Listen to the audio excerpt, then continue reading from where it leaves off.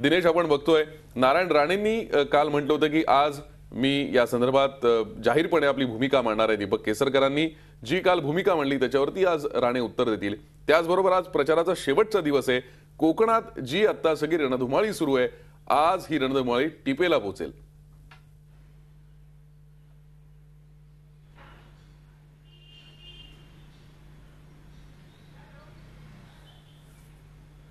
भूषण, नक्कीच आज प्रचाराचा शेवटचा दिवस आहे। 17 एप्रिलला महाराष्ट्रामध्ये जे दुसऱ्या टप्प्यातलं मतदान होते त्यासाठी प्रचाराचा शेवटचा दिवस आहे।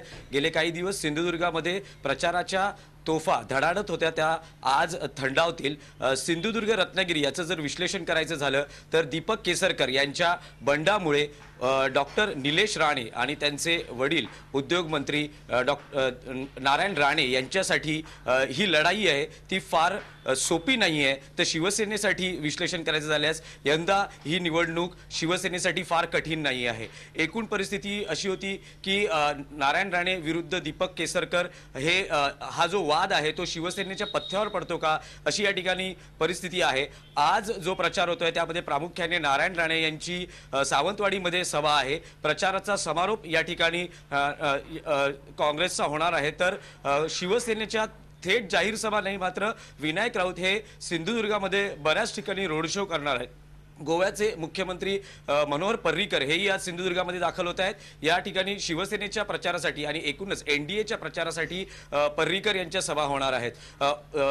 सावंतवाडीमध्ये काँग्रेसची सभा होण्याआधी कुडाळमध्ये राष्ट्रवादीचे कोकणातील स्थानिक नेते उदय सामंत यांच्या उपस्थितीत काही राष्ट्रवादीच्या प्रमुख नेत्यांचा मेळावा होतोय।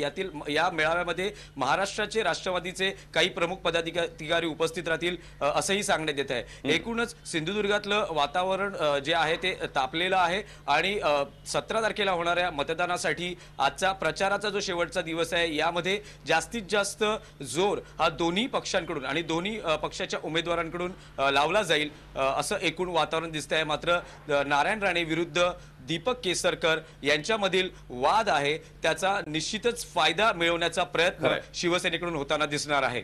नक्कीच दिनेश, धन्यवाद या सविस्तर माहितीसाठी। तूर्तास आज दिवसभर काय काय होत आहे तिथल्या घडामोडी, तर ताज्या अपडेट्स आम्ही तुमच्याकडनं जाणून घेत राहू। आपण पाहतोय मृदुला, आज कोकणमध्ये प्रचाराचा शेवटचा दिवस आहे, तसंच मराठवाड्यात सुद्धा आज प्रचाराचा शेवटचा दिवस असणार आहे। खरं, आणि दोघांचं भांडण आणि तिसऱ्याचा लाभ असे काही चित्र आपल्याला बघायला मिळतंय। वळूया मराठवाड्याकडे।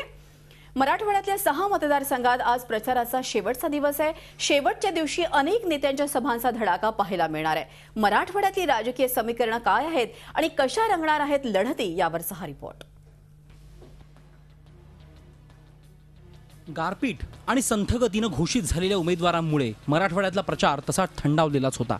मात्र राष्ट्रवादीचे अध्यक्ष शरद पवार यांनी मुंडेंच्या बालेकिल्ल्यात म्हणजे बीडमध्ये प्रचाराचा नारळ फोडला आणि खऱ्या अर्थानं प्रचाराला सुरुवात झाली।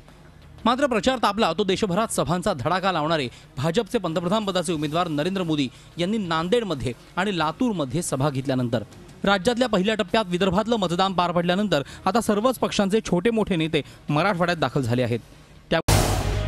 झी 24 तास रहा एक पाऊल पुढे।